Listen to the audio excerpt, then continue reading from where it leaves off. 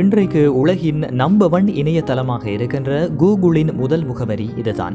http://google.stanford.edu/ Stanford பல்கலைக்கழகத்தின் இணையதளத்துக்குள்ளாகவே Google ஒரு விசேட தேடல் சேவையாக இயங்க ஆரம்பித்தது. ஆனால் கூகுள் பற்றி அப்போது யாருக்கும் தெரிந்திருக்கவில்லை. அப்படி இருக்க இந்த புதிய தேடல் இயந்திரத்தை யார் பயன்படுத்துவார்கள்? லாரியும் சேக்கையும் தங்களுடன் படிக்கும் நண்பர்களிடமெல்லாம் இது பற்றி சொல்லி விளம்பரம் செய்தார்கள். கூகுளின் இணைய தேடலை பயன்படுத்தி கருத்துக்களையும் குறைகளையும் சொல்லும்படி கேட்டுக்கொண்டார்கள். கூகுளின் இந்த முதல் இணைய தேடல் பக்கம் இப்போதும் இயங்கிக் கொண்டிருக்கின்றது.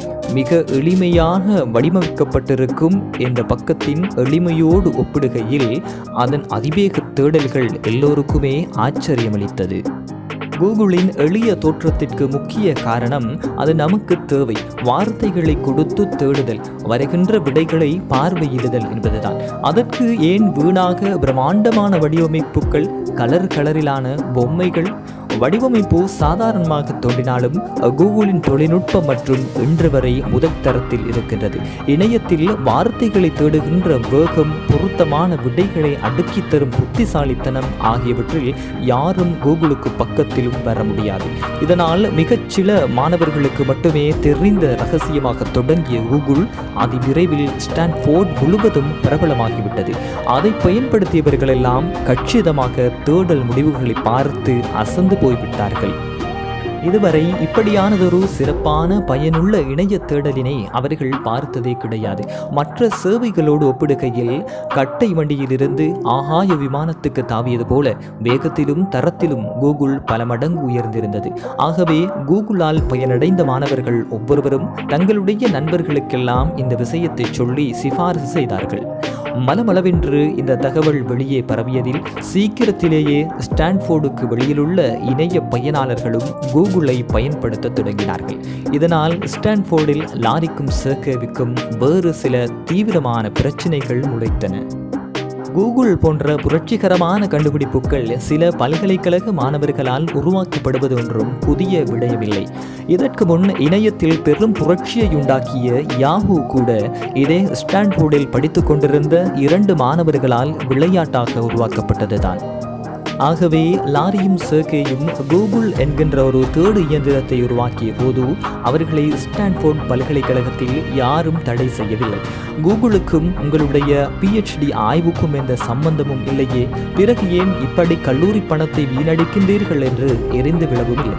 மாறாக ஸ்டான்ஃபோர்ட் பேராசிரியர்கள், அலுவலர்கள் என்று பலரும் இணையத்தில் தேடுவதற்கு கூகுளை தான் தொடர்ந்து பயன்படுத்தி கொண்டிருந்தார்கள். லாரி சேக்கையின் தொழில்நுட்பத்தை மனமாற பாராட்டி கொண்டிருந்தார்கள். ஆனால் ஸ்டான்ஃபோர்டிற்கு வெளியே உள்ளவர்களும் கூகுளை பயன்படுத்த ஆரம்பித்த போதுதான் பிரச்சினை தொடங்கியது. அந்த பல்கலைக்கழகத்தின் இணைய இணைப்பு இத்துணை பெரிய சுமைகளை தாங்க முடியாமல் தள்ளாட ஆரம்பித்தது. காரணம், பாதி நேரம் கூகுள் இணையத்தில் எதையாவது டவுன்லோட் செய்து கொண்டிருந்தது. மீதி நேரம் எங்கிருந்தோ எல்லாம் மக்கள் அதனை தேடும் சேவையாக மணிக்கணக்காக பயன்படுத்தி கொண்டிருந்தார்கள். இப்படி நாள் முழுவதும் கூகுள் மட்டுமே நான் ஸ்டாப் கொண்டாட்டம் நடத்தி கொண்டிருந்ததனால் எப்படி இந்த நிறுவனம் தாங்கும் என்று யோசிக்க தொடங்கினார்கள். ஒரு கட்டத்தில் கூகுள் மிகப்பெரிய தேடல் சேவையாக மாறிவிட்டது. உதாரணமாக 1998ஆம் ஆண்டில் தினந்தோறும் சுமார் 10,000 பேர் கூகுள் தேடல் சேவையை பயன்படுத்தி கொண்டிருந்தார்கள்.